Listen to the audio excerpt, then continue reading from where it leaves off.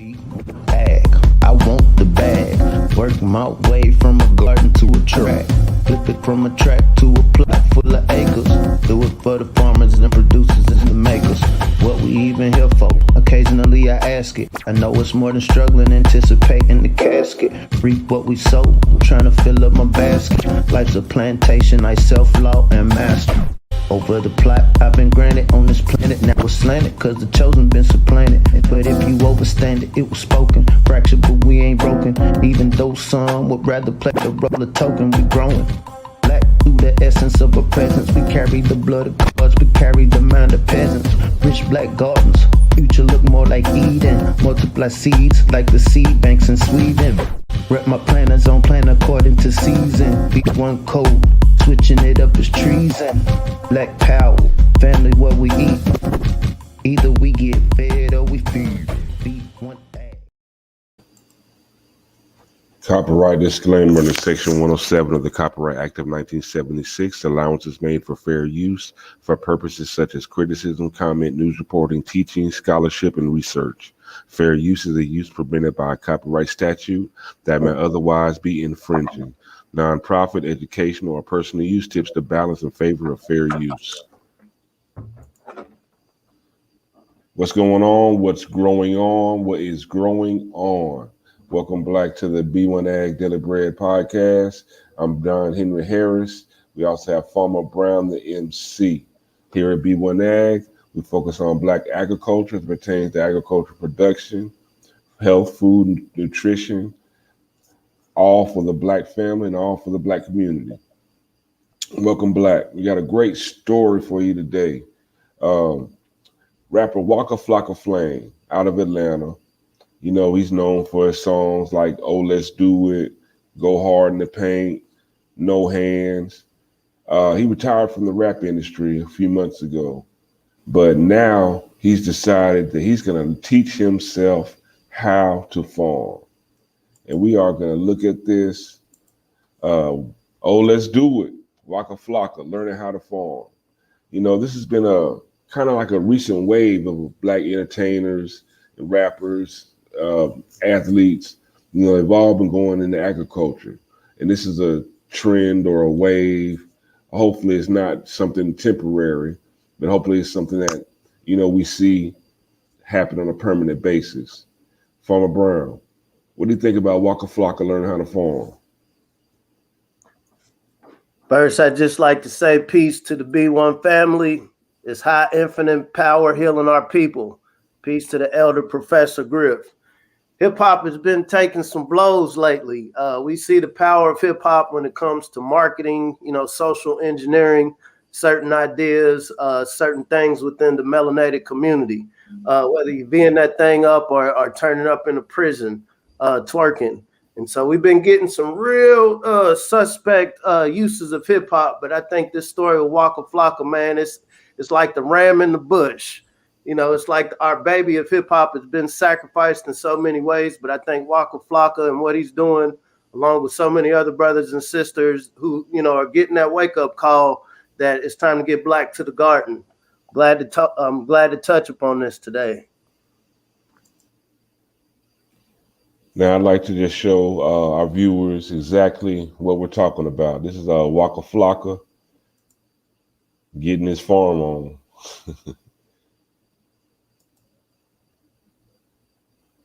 All right, man. Got the hay. See my babies. Oh, leaving Home Depot. Yes. Bro, look at that man walk though. Yeah, don't fucking play with him. Told myself I'm gonna learn how to farm, bro. Miller.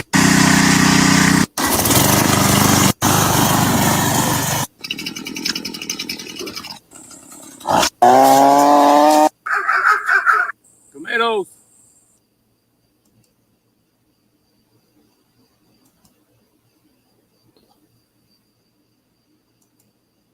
And that was just a short clip, but you see he's really getting his prints in the mud. He's digging in.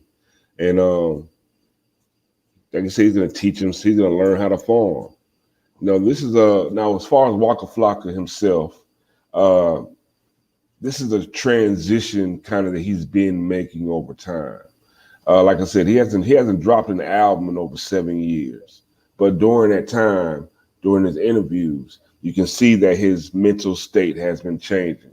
Uh, as far as he's cleaned himself up, as far as with the drugs and the drinking. He went through a bout of depression. He fought through that. He lost his brother to suicide. During his interviews, you can see that he was just becoming more awakened into a lot of different knowledge. And even he's been a vegan now for a few years. So this is although it seems crazy that this one trap rapper, a trap rapper is now becoming a farmer.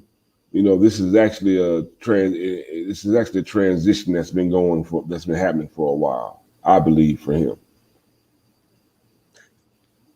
So I'll be honest, I remember when we was down on Gresham, we were down in Atlanta for about 5 years, and I remember this was around the time, this was the early 2000s when Waka Flocka, Gucci, Jeezy, that whole crew was coming up, so to speak.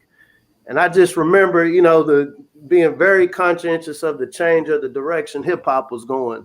For those of us in our 40s, late 30s, we pretty much remember this time. And we remember the influence specifically that Waka Flocka had on how music sounded, the type of energy he brought to the stage. It went from being cool, laid back, to gangster, to popping collars, to really being crunk. And so this is one of the influences that Waka Flocka had. I'll be honest, I wasn't big on Waka Flocka's music. I was still more so on, the down south, Cash Money. But I remember seeing a video with an interview with him about a year or two back, and he was acknowledging his Aboriginal roots, his Turtle Island roots of being a native of this land. And that's when I gained great respect for this man, because it's like, a lot of people, you have these conversations. A lot of times people like to throw that conspiracy theorist, you hate yourself. Oh, you don't know what you're talking about. But he was very conscientious. He was very aware, like, hold up, I'm not going along with this narrative that's being placed on me. And so I think, it's great in the conscious community. Many people in the conscious community are already aware that the history we see of ourselves is skewed in many ways. But for him to understand, like, I know what the world sees of me. They see me as Waka Flocka Flame, going hard in the paint. But to come out and not only acknowledge his Aboriginal roots, but then really put his prints in the mud, I think that says a lot. I think this only feeds my optimism about this being our finest hour. A few days ago, the sister Lioness Crown, she laid it out with the, Lil Nas X video. It was a horrible look for the hip hop culture. It was a horrible look, not disparaging anybody's lifestyle, but we are very aware of images. We're very aware of social marketing, social engineering. In a time where the world is changing, in a time where we have a lot of food shortages or food system disruptions, not only going on here, but around the world, I think anything that takes our eyes away from what we should be focusing on as a melanated community, it's not producing justice. And so with all of that happening, the Be That Thing Up video that went viral a couple of weeks ago, I think this is a great relief to the melanated community. The fact that he's actually showing these images. And so, and not to clout chase, so I've been trying to, do my little thing over the last almost decade now, trying to get younger people to kind of reconnect with the land, see that farming, hey, it's more to farming than plows and cows. He's been able to do this in literally a couple of tweets just showing himself. Because the whole thing is imagery. And I'm hoping the B1 family understands what I'm saying. Seeing is believing. It's one thing we get on here on our high horses, being all righteous or whatever, saying, hey, you need to get back to the land and hug the trees. But it's another thing, these young folks seeing people that they respect, people that they listen to, embracing this lifestyle. The fact that he's teaching himself, I think this says a lot to the melanated community about our potential and what each of us can do in our respective spaces. Absolutely. For the audience, me and Farmer Brown, we both have been music artists. And when we moved to Atlanta, we moved to over on Boulder Crest and Gresham Road. Shout out ATL, Boulder Crest, Gresham Road. We were actually in the same neighborhood as Gucci Mane, Waka Flocka, Miss Atney, Deborah Atney, right there in the same neighborhood, trying to get our start in the music industry. So it's just amazing to me. It's like almost like wow that he's come full circle. We're all we're trying to get working with agriculture, so it's almost like the prodigal son coming home, that like we're all coming back to the land. We're all like the land is calling us home, and not to die but to live. Like the land is calling us home to live. So shout out to Waka Flocka and all the other rappers and entertainers that are getting back to the land, because it's really where we come from. Now, Farmer Brian, you want us to pull up that infographic? Yeah. So while he's pulling it up, family, like I said, this is a beautiful moment, not only for hip hop. This is a beautiful moment for what we call Black agriculture, melanated agriculture, not just in North America, but around the world. Waka Flocka, I'm not a person that believes in the concept of calling somebody, less intelligent. I think 2 Chainz said it best. He said it's easy for a smart person to play dumb, but a dumb person can't play smart. A lot of people assume, specifically when you're talking about down south rappers and hip hop, that cats ain't thinking, cats is less than because we talk different. But I think what he represents in hip hop, as far as the type of stigmas that people has placed on him, I think that says even more about what each of us are capable of doing. It's one thing if you're most deaf, if you're more conscientious. East Coast rappers came out and rap, because we got brothers like Styles P who's been talking about this. Red Pill, Blue Pill. A lot of cats already been talking about this, but to take it to the South, because we know, let's just be honest, the South influences a lot of culture. Jazz came from the South. A lot of the music, rock and roll, everything came from the South, up that Mississippi River, during the Industrial Revolution, during the Trail of Tears. And so, like you said, as it's coming back full circle, I think any of us watching, whether you're watching this podcast or seeing some of the stories about Waka Flocka, I think it gives all of us an excuse to get Black to the garden. It gives us an excuse. We can't say, oh, well, I don't have time. Oh, well, I'm in another field. This brother was very successful in hip hop. Regardless of how you feel about his music, he was successful. He wasn't a bust. He's not living a bust life. He's literally like, hey, higher infinite power healing our people. This is what I'm going to do. This is what I'm going to be on. And so I think, like I said, considering everything going on around the world right now, these changes, I've heard that NWO word thrown around, the New World Order word thrown around.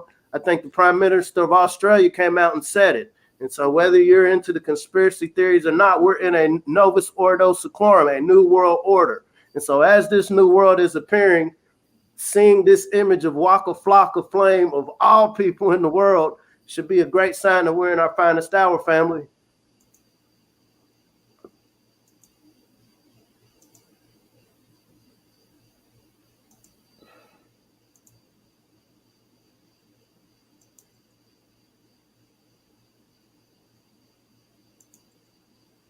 So as we discussed it, look at it. Seeing is believing. I do have to put my tinfoil kufi on just briefly, because I too do tend to believe that a lot of these brothers that's on this infographic over the last few years, it's been very consistent in putting out a message. And like I said, it's one thing you got your conscious rappers talking about it. People like KRS-One, they've been talking about it forever. But to have somebody like Lil Boosie come out talking about buying land, he's talking about, man, don't buy designer, buy some land. What you spend in a year on designer clothes, you can get a couple of acres.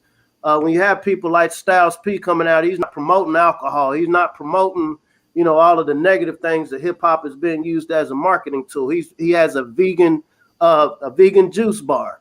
We have people like Master P coming out talking about grocery chains. So there are factions of the opaque layer that are watching like, hold up, hip hop wasn't supposed to be selling healing. It wasn't supposed to be selling positivity. And so I do believe this is why one of the reasons we see this onslaught of this negative activity, this what we'll call a slut culture, this culture of, you know, do what you want to do. Don't worry about how it's affecting your community. Don't worry about how it's affecting the kids.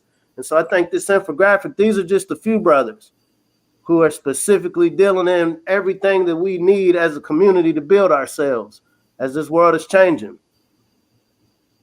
And I think another key component as to, I mean, you know, when you're young, you say and do young things.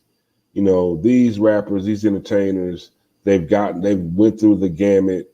They've been able to grow. They survived that industry. And as they, you know, got older, they learned what and where real wealth comes from. And at the end of the day, that real wealth comes from the ground. That real wealth comes from land. That real wealth comes from food production. You know, that's, I said it a long time ago, man. Food flips harder than any drug on the planet. You can sell all the crack you want. You can sell all the cocaine you want or whatever. But it doesn't make more money than food, because everybody's not a drug addict, but everybody has to eat at the end of the day. You have to eat. You have to eat. If you don't eat, you will perish. So there's nothing that makes more money. This for all the entrepreneurs, everybody who aspires to, you know, to be a block star. There's nothing that makes more money than food and water, because we have to have it. Hey, bro, we're going to touch on this in another session, but Nestle, over the past few weeks, we've been talking about in Israel, the first lab-grown meat factory opened up a few weeks ago. We know that in the next 40 years, they're saying 60% of the meat that we're going to be, or the meat products or protein sources that the world's going to be eating, is going to come from lab-grown meat. If you can bring that infographic back up. When we look at people like Jay-Z, for example, he partnered with somebody to create nugs, and this is plant-based chicken nuggets. Any lunchroom you go to across the country, our kids love chicken nuggets. I definitely see the value in vegan and vegetarian diets. And so since we know that the world is going towards a new way of eating, we don't want to be eating soil and green out here. And so Jay-Z took his entrepreneurial mindset and understood to invest early in vegan meat. We think about somebody like Chief Keef. Right now, drill music is, it has an indelible effect on the culture. Whether we're talking about as hip hop artists, whether we're talking about just what's going on in the streets. But Chief Keef, he has his own cannabis dispensary, right? And so one will be like, well, what does that have to do with agriculture? Somebody as influential as Chief Keef has been on the street culture. Instead of promoting, talking negatively about these negative images that we keep seeing of hip hop, are we incentivizing brothers like this to come out more about their entrepreneurial endeavors in agriculture? Because you don't get cannabis without growing something. You have to grow it in a facility, whether these are greenhouses, whether these are high tunnels, these are operations, these are agricultural operations. And so the degree that we can make something like Chief Keef having a dispensary go viral, okay, can Chief Keef take the game he's got with dispensaries and team up with the Styles P? You know, are there agents? A brother brought up a few sessions ago. He was saying, man, these athletes got agents. As soon as they come in the game, they got agents to help direct them, you know, what they're going to do with their careers, what they're going to do, whatever earnings they have. And so are there agricultural agents, not only to work with the artists, but to work with the black farmers, the melanated farmers, to make a connection with the Chief Keef who has marketing appeal to a much younger generation? Because it's going to be the youth that's going to get us out of this wilderness, to hook up with a Styles P. Is there a connection to get Jay-Z's vegan meat, Styles P's vegan juice, to hook up with the Master P, who's working on building a grocery chain? We're not going to sit here and say, hey, man, you know, all of us can just, you know, pitch our money together and get grocery stores. It's not that easy. The grocery stores that we see that exist now, they didn't come about overnight. These are generational family businesses that was passed down. I know Dr. Boyce, one of his tenets is we need to be ruling the world in the next 200 years. Some people say we're going to be at zero wealth by 2050. And I tend not to believe that.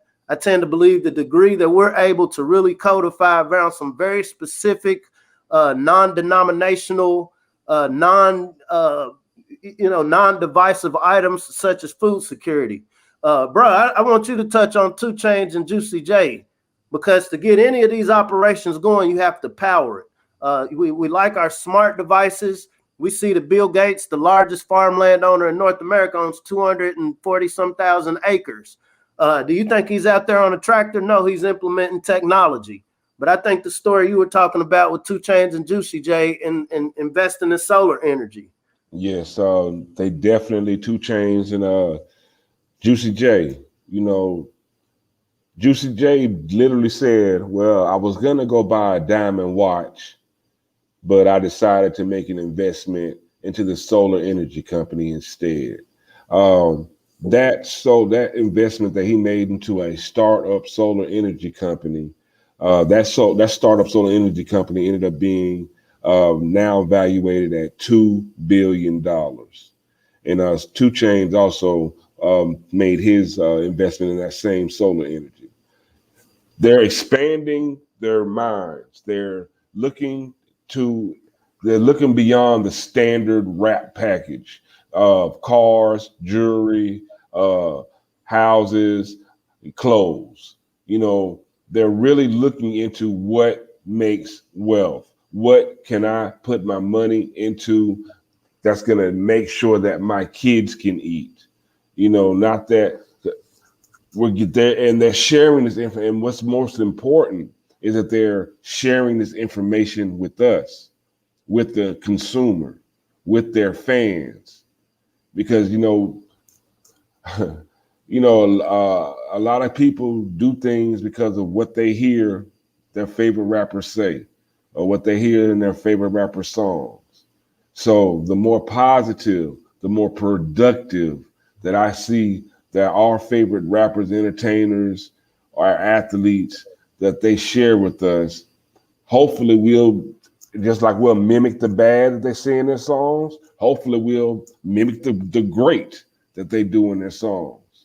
You know, Master P, he talked a lot about selling crack, and a lot of people started selling crack because of Master P.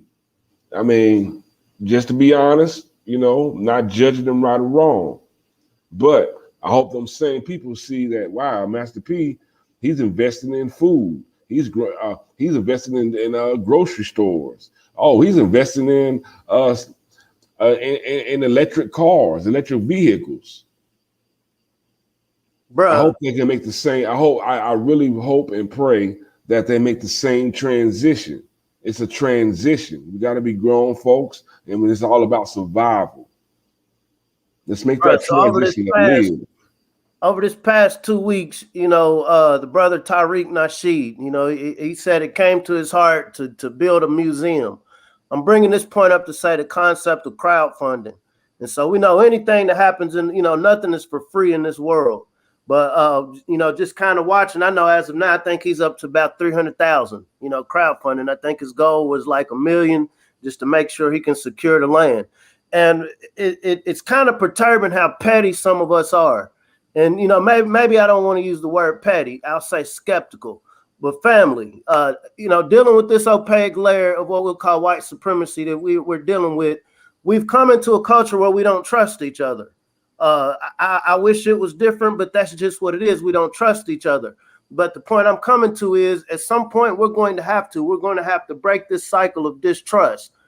He came out very codified and said, I want to build a museum. I need $1 million up front to make sure we get this land. I watched in literally a week, he was able to generate at least 300,000. I'm making this point to say every one of these endeavors that we see on this screen, these different brothers, they're coming out of pocket to invest in these different agricultural ventures. But do we have, your finance people like your boy Swatkins, your educators like your Dr. Umar that are really kind of looking past our differences? And in a way, I'm speaking utopian, but at the same time, I see the potential because I'm watching it all happen in real time. Can we look past the things that we don't really like about each other or suspect and put it behind codified efforts? Like I said, Master P opening a grocery chain, those are millions of dollars. Am I saying, yeah, black folks, let's just put all our money together and just open up 1 million grocery stores? That's not feasible.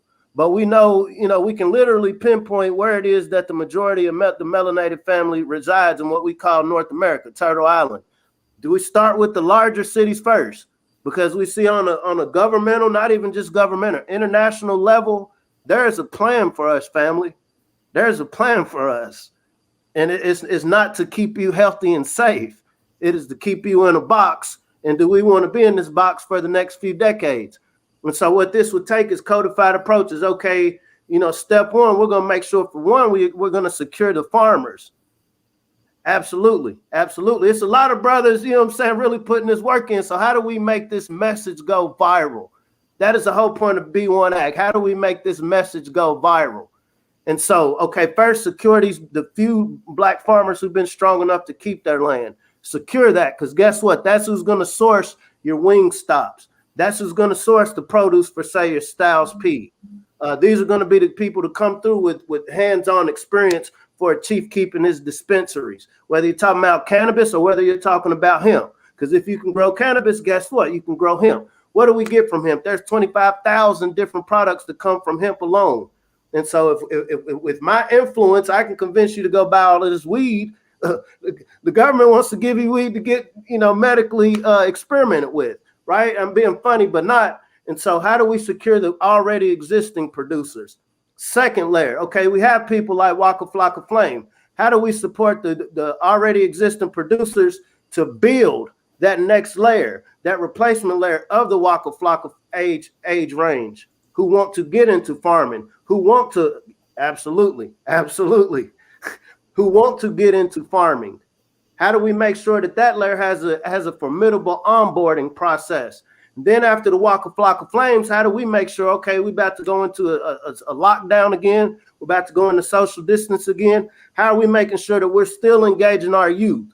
Because we see that the mainstream has a whole nother narrative that they want to take our youth into. They want to make our youth think that, oh, it's cool to go to jail and you're going to turn up and not produce anything if you take on that mindset. You're not going to be, put that on an island, what you're going to have in the next 40 years. Zero growth. So saying that to say we got to take the same approach, the same energy that we see mainstream is using hip hop, not just the music, but the culture, the entities, the legends. How do we as a melanated community support it? We know there are black banks around the country.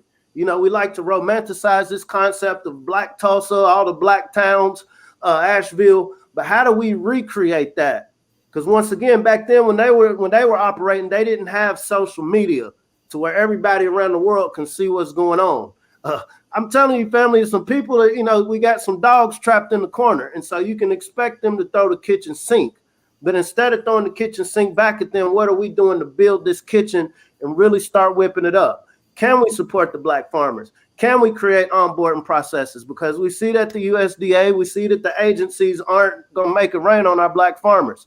Right now, in no way take it like I'm saying it's great that we're having these droughts and climate issues, because it's not great. Because whatever happens to the land is inevitably going to affect all of us. It's going to affect the prices that we pay. It's going to affect the availability of the foods that we eat. The point I'm making is, hey, while everything is in chaos, while everybody's trying to figure out what's going on, there's nobody that's going to come trip us up, family, if we decide to follow Waka Flocka's lead. I'm going to teach myself how to grow. I spent a lot of money and went in debt to learn how to farm. I didn't know no better. I didn't have a lot of people, coming to me saying, hey, bro, this is the wave. This is what people need. And so, I bite that. But at the end of the day, I know, hey, if you just meet somebody that does this, we take time out of our busy day and just follow, mentor around them. You got people like Lead Farmer. There's all sorts of people right now who have content, who have programming, wherever you're at around the nation, who are already putting this work in that would love for melanated family to come and just mentor under them. Go out there and help them on their farm for a little bit and learn what the operations are. Volunteer at some of your, absolutely, we need more farmers markets. And guess what? Waiting on mainstream society to come and invite us into these farmer markets, we don't need to do that. It goes back to the Chief Keef concept. We got people that understand marketing, have a brick and mortar. We can make pop-up farmers markets. We're a very innovative people. The same way that we have I remember I went to college. I went to a field party, and I mean the white boys was turning up field parties. Can we make field parties since we're going into a world where pandemics? Where okay, I saw that you was within 2 feet of somebody that has this thing. Okay, we know we still need to be together because we're social creatures. But hey, we're out here on this 100-acre farm that we paid this brother right here who owns this land to let us come out here and turn up, to let us bring our kids out here for farm tours, farm to table dinners, day parties, farm to table lunches, educational workshops. This is something that we can do, family. Once again, going back to Waka Flocka, I think of all people in the world, for him to have that epiphany, I think it says a lot about what we have the potential to do upon getting codified and agreeing that, you know what, we do need to eat. I don't want soy and green. I ain't really cool with the alternative lab-grown meat. So how do we uplift those within the community who are visible to make it more popular for those that aren't visible, to make them the heroes of the local community? I guarantee anywhere you go, whether you're talking about the Southeast, Northeast, Southwest, Midwest, the farmers are the heroes, especially melanated farmers. We can't stress enough the hell that melanated farmers have gone through on what we call Turtle Island, North America, just trying to grow food, just trying to feed people. And so if we as a community, and it don't take everybody's not going to buy in. And so that's not the goal. The goal is if we can get a critical mass of us. Our personal goal is we want to reach 250,000 third through fifth graders within the next 2 years. In the next 2 years, we want 250,000 third through fifth graders to get their first conversation about agriculture, their first conversation about food production, their first imagery of seeing themselves within agriculture from melanated people. If we can do that out of that 250,000, if we can just get a third to agree that, okay, over the next 5 to 10 years, this is what I'm going to pursue, and whether it's virtual school or in-person school, this is what I'm going to pursue. Working myself into the food system, whether I'm producing the food, whether I'm coming up with the science to produce food in better ways, whether I become an ecologist and learn how to work better with nature, whether I follow somebody like 2 Chainz and Juicy J who's getting into renewable energy, understanding solar energy, understanding using water to create energy, understanding geothermal energy. If I learn how to be a technician, okay, I don't want to be a farm, but I see that we're going to have all these wind turbines popping up, which produce energy. So can I become a technician to make 6 figures a year, just learning how to fix solar farms, solar panels? So all of these are different fields. Do we have more of the hip hop brothers? Because guess what? If you can write a 16-bar verse or a song, you can write a kid's book. Because, it's frustrating trying to convince an adult. I'm an old dog, and it's hard to teach old dogs new tricks. But if we can take a codified approach and really focus on rebuilding our place in agriculture, we're going to change the world just by us moving our head. It ain't about, hey, now let us just help everybody. No, let us help ourselves. And to that degree, what does it say? High infinite power, healing our people. Hip hop. Family, we got to get this conversation to grow bigger. We need this conversation to grow. We need this conversation that we're having about Black agriculture to go viral. And the only way we're going to do that is we need you to like, share, and subscribe. Please go to YouTube and subscribe to B1AG, Daily Bread Podcast. Subscribe. Just type B1AG Daily Bread Podcast in the YouTube search bar. Subscribe, like, share our content. You know how the algorithms work. We live in an algorithm world when we're online. To push that algorithm, you have to like and share, comment. Thank you to the people that watch us on a day every time we broadcast. We really appreciate you. We appreciate your input. If you want to reach out to us, just hit us up at b1aghiphop@gmail.com. Reach out to us. We'll answer your questions. b1aghiphop@gmail.com. We really want B1AG to be a conduit of information as well as motivation. And we want to be able to connect people to what they need as far as resources are concerned. So if you have questions on how to grow or what can you do to grow better, if we can't answer it for you, we can definitely point you to the direction of someone who can. And that's just being real. But we need this conversation to grow. We need more of our melanated peoples talking about, thinking about, being aware of what is going on with our food. What is going on with our food? Our food system is changing drastically at the moment, and it's being extremely challenged at the moment. Not just because of the weather, but then also because of politics. The great Frederick Douglass, the great forefather Frederick Douglass, he warned us and told us that food can be used as a weapon. Literally, food can be used as a weapon, because if you can control somebody's food, you in fact control them. So let's make sure that we as a people, you as a person, you and your family can make sure that you have the power to make sure that no matter what's going on, you can eat.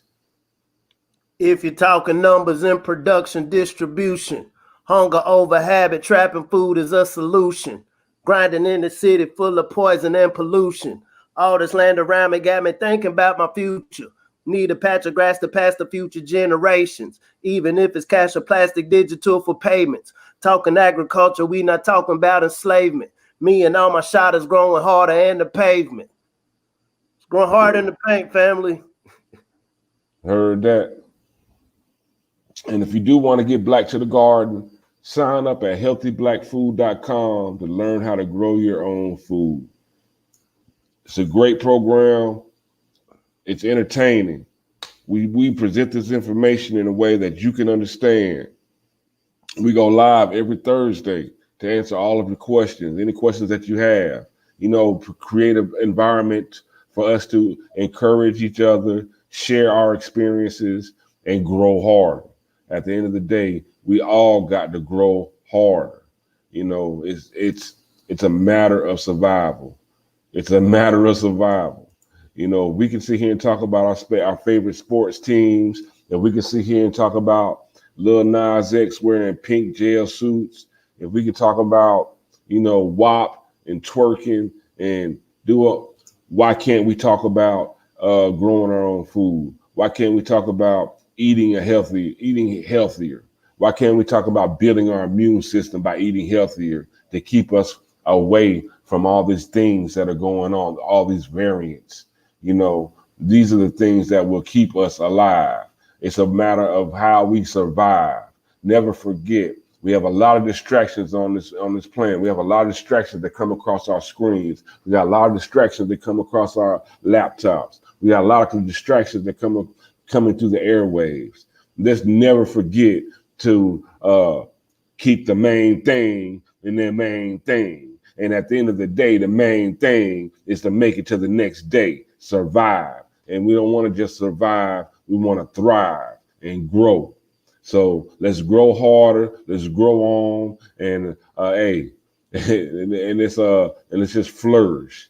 You know, I like to say I talk about the grand harvest. You know, my grandmother, grandfather. You know, we ate as a family, big family. We sit down and we sat down in front of some of the best food you would ever imagine.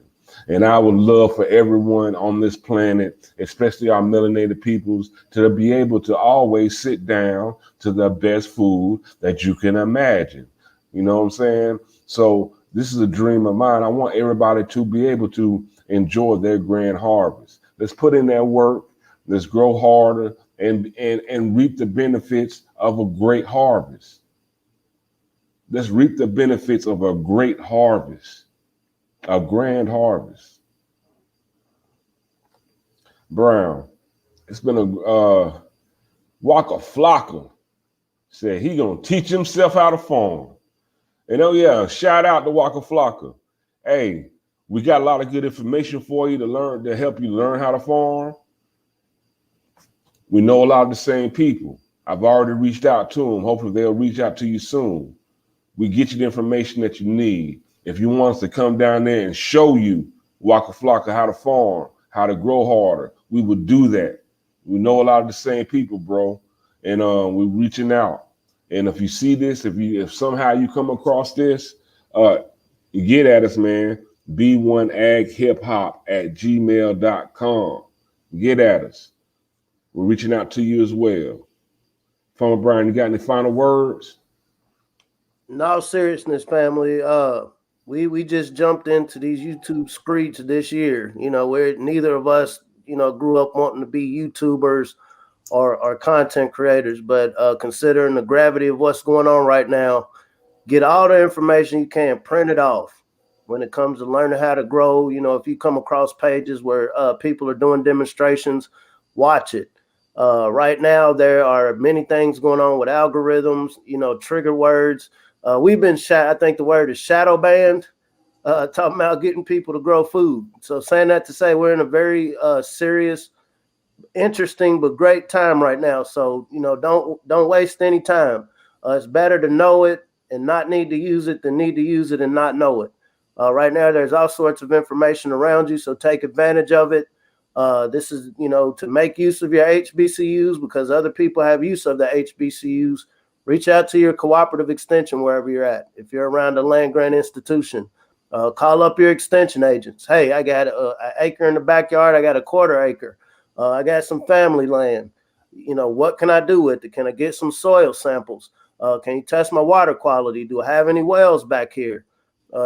Once again, these are family activities. You might have family history where people don't like talking, but I think everybody in the family can appreciate being able to make their property, their land that their ancestors were able to keep productive. This is a great time, family. We are in our finest hour.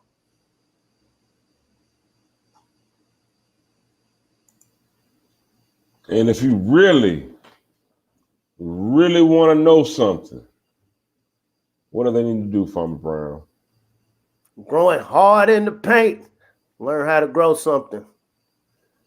There it is, y'all. Let's grow hard in the paint. Let's do it. Let's get black to the garden. Really do it. Y'all be blessed, be abundant, be loving. We're getting through this week. Let's continue to grow. Let's always continue to grow. Let's bear great fruit. Let's bear great fruit from this week. You know, there's a lot of things that we can learn from farming. There's a lot of things you will learn from farming. There's a lot of things you will learn from just growing. And let's continue to grow. And let's grow to the future. Have a wonderful day. And until we see you again, you know, B1AG. B1AG family. See you next time.